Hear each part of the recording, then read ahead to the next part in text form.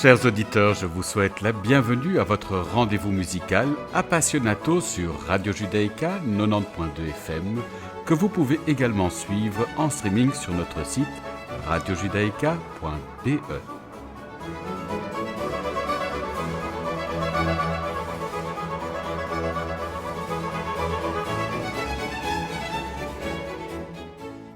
Nous avons l'immense plaisir d'accueillir aujourd'hui le claveciniste et pianiste Justin Taylor. Cette interview a été réalisée à distance. Alors nous avons le grand plaisir de nous rencontrer virtuellement pour une émission diffusée en septembre 2021. Pour ceux qui l'auraient raté, je rappelle que vous êtes l'un des clavecinistes les plus talentueux de votre génération.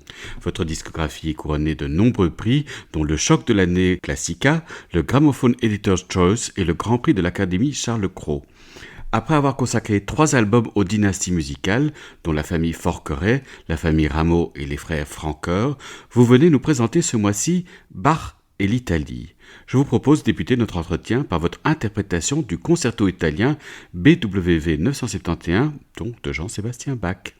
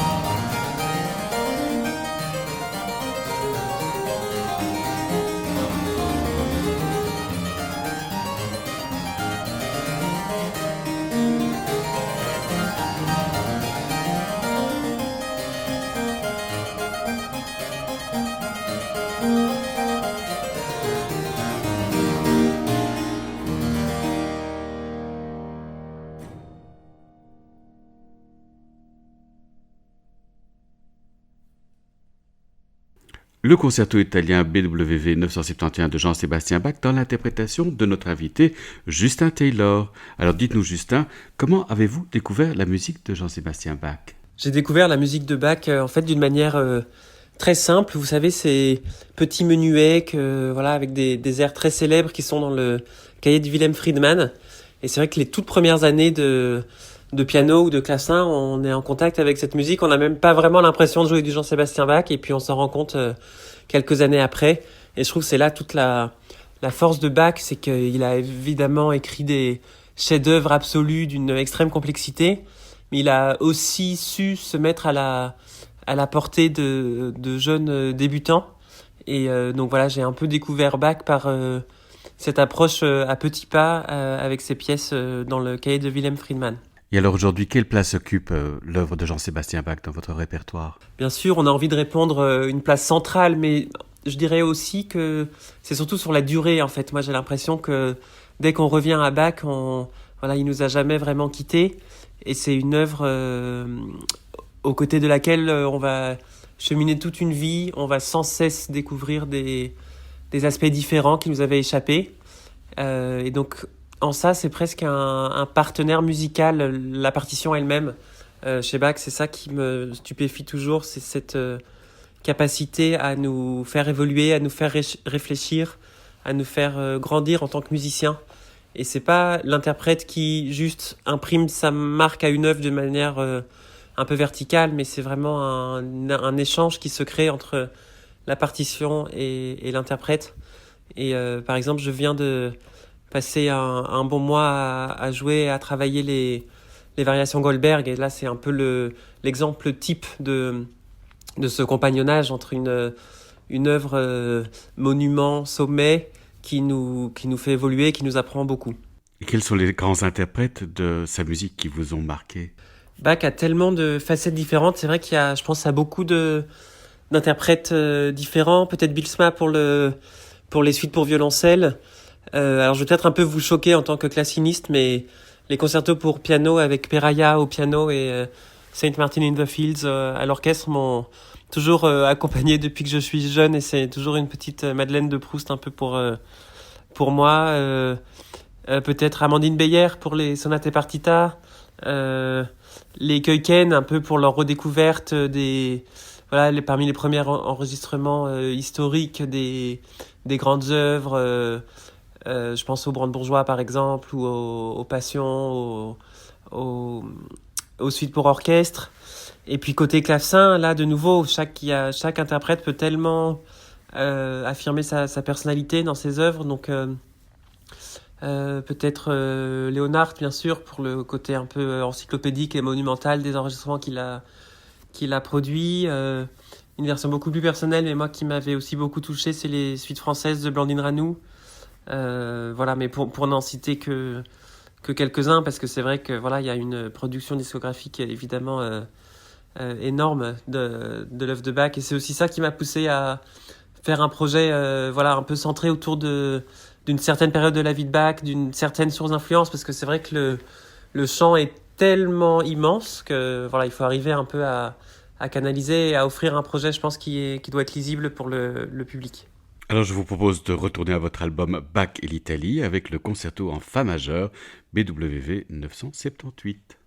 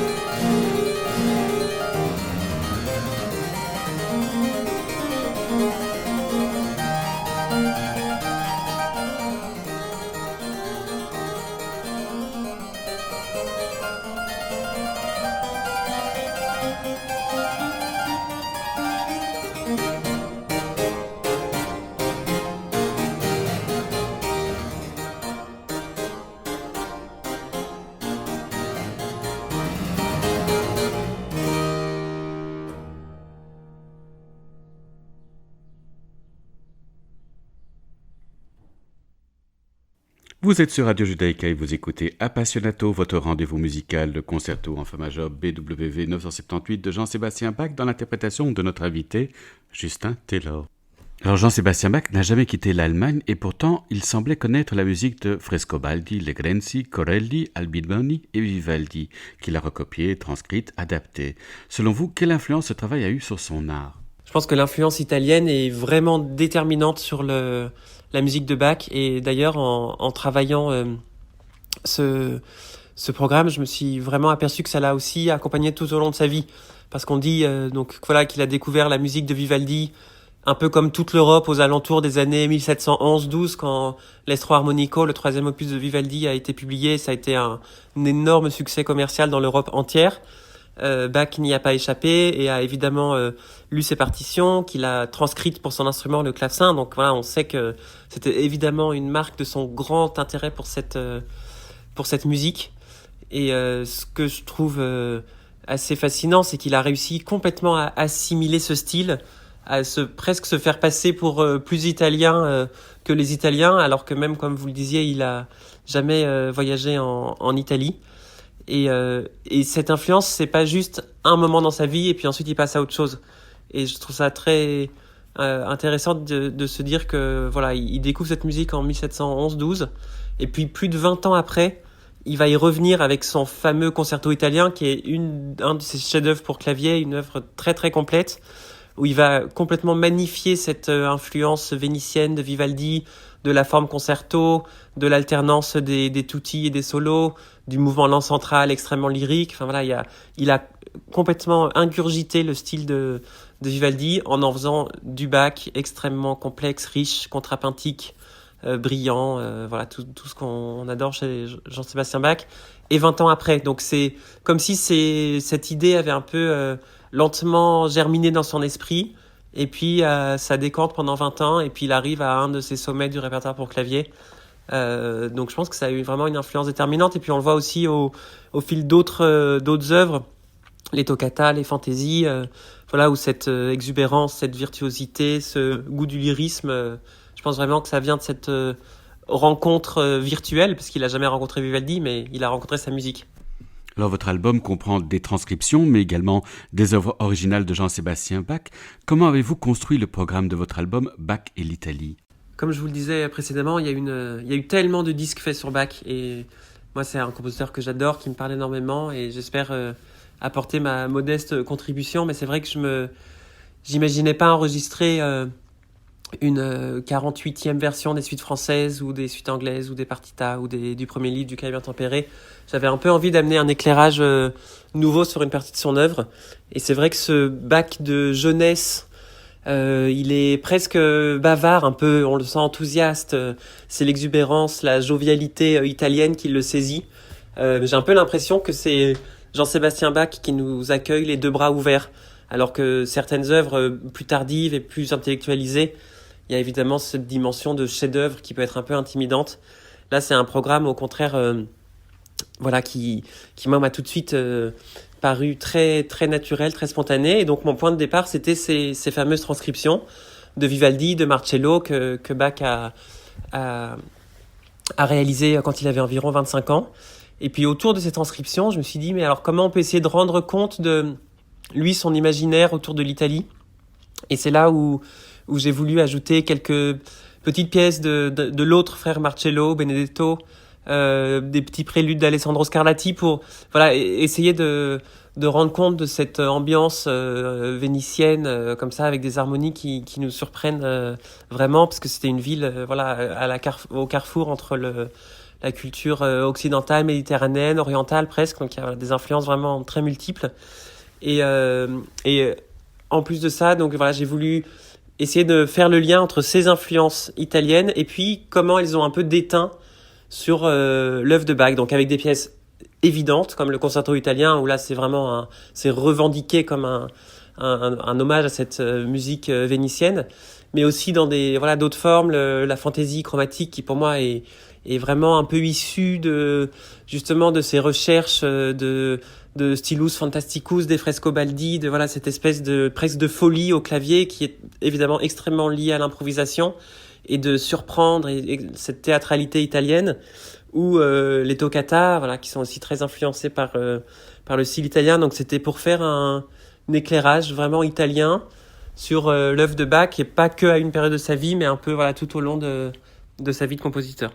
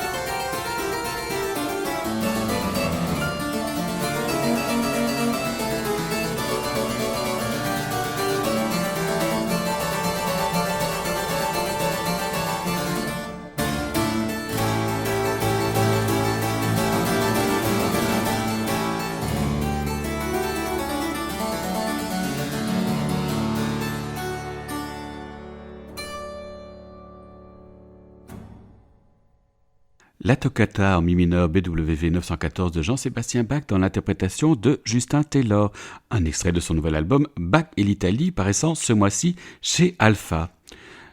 Alors Justin, pour cet enregistrement, vous vous êtes rendu au château d'Assas près de Montpellier. Qu'est-ce que ce lieu a de spécial ? Il y fait très froid. Je plaisante, mais j'ai enregistré en mars. Et c'est un très beau château 18e, plein de charme, mais qui n'a pas le confort du chauffage de nos appartements qu'on connaît aujourd'hui. Non, c'est un lieu vraiment magique. Il règne une magnifique ambiance et je remercie très chaleureusement la famille de Mangel qui m'a accueilli déjà depuis 2 enregistrements parce que j'avais également fait le rameau là-bas.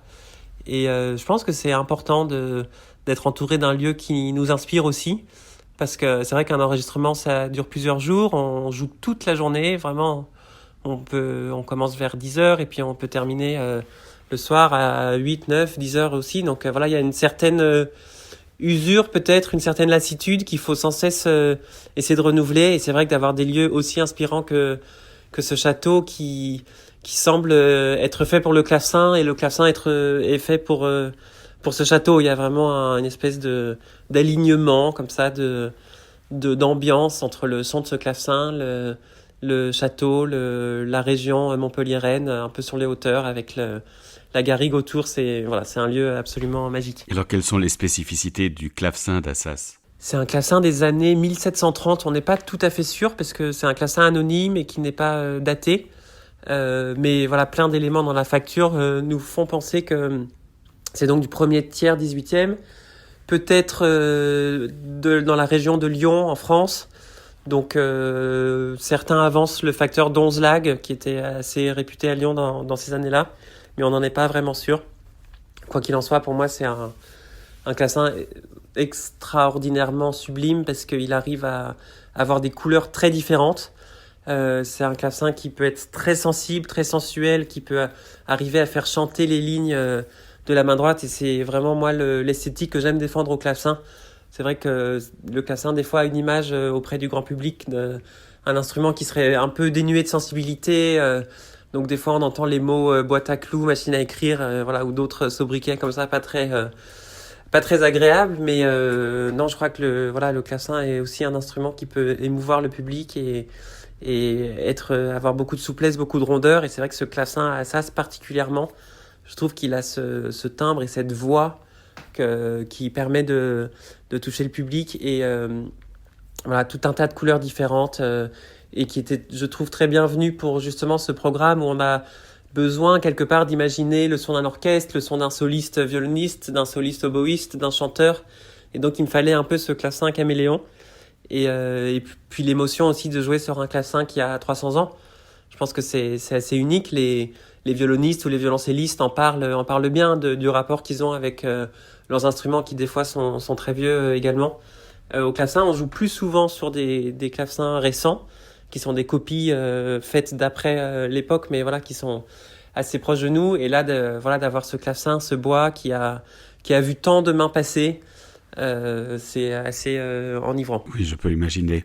Alors, les amateurs de musique connaissent cet instrument grâce aux enregistrements du claveciniste canadien Scott Ross. Est-ce un musicien que vous appréciez ? Oui, Scott Ross, c'est un de ces clavecinistes qui a vraiment, avec toute sa fougue et toute sa personnalité, qui a popularisé le clavecin et qui a un peu bataillé pour le faire accepter comme un instrument un peu au même titre que le piano. Et c'est vrai qu'il est extrêmement lié à ça. Il habitait même à quelques mètres du château dans une maison juste à côté. Donc c'est vrai qu'à chaque fois que je vais au château d'Assas, forcément la famille me parle beaucoup de lui. Et moi, j'avais évidemment découvert ses enregistrements, que ce soit de musique française avec les rameaux, son intégrale Scarlatti qui est extrêmement connu, ses enregistrements de Bach. Et je pense qu'il a fait beaucoup de bien au clavecin à un moment où peut-être qu'on enfermait un peu le baroque dans une restitution peut-être un peu analytique, un peu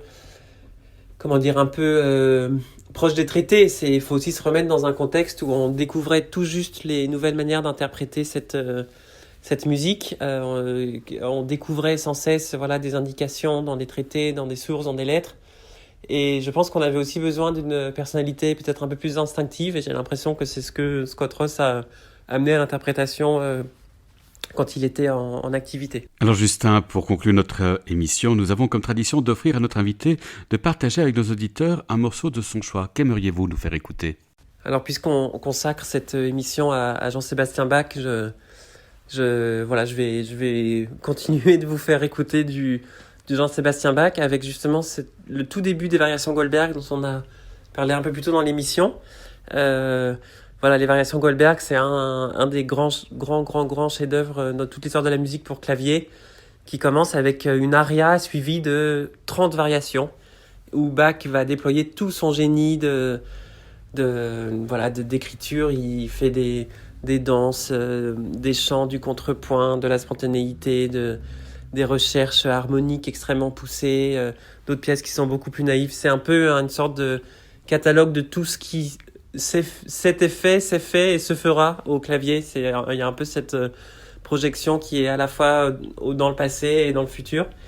Et donc je vous propose l'aria qui démarre ces variations, que j'ai joué récemment à l'auditorium de Radio France à Paris. Donc c'était un concert assez exceptionnel pour moi, devant plus de 1000 personnes dans une salle très grande, mais à une acoustique absolument formidable. Et je trouve que cet aria fait le lien avec l'Italie, parce que j'espère que je vais vous convaincre dans cet aspect chantant et sensuel du clavecin. Pour moi, même dans cet aria, il y a toujours le souvenir de l'Italie que Bach a découvert via les partitions de Vivaldi quand il était jeune, et retranscrit là ce lyrisme italien qui me touche tant. Nous l'écoutons maintenant.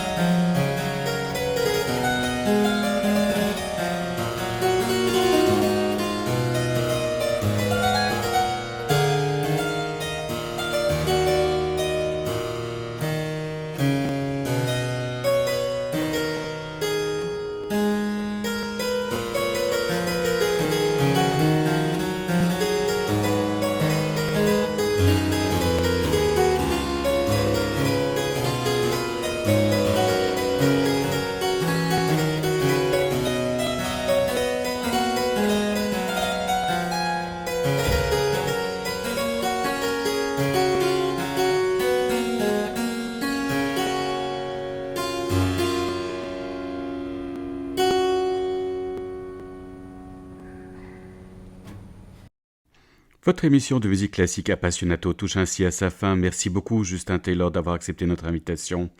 Merci à Carlos Amajoa d'avoir assuré la technique de cette émission. N'oubliez pas qu'Appassionato est diffusé sur les ondes et le site de Radio Judaïka les lundis à 13h, les jeudis à 14h et les dimanches à 9h. Merci chers auditeurs de nous avoir écoutés. À la semaine prochaine. D'ici là, portez-vous bien.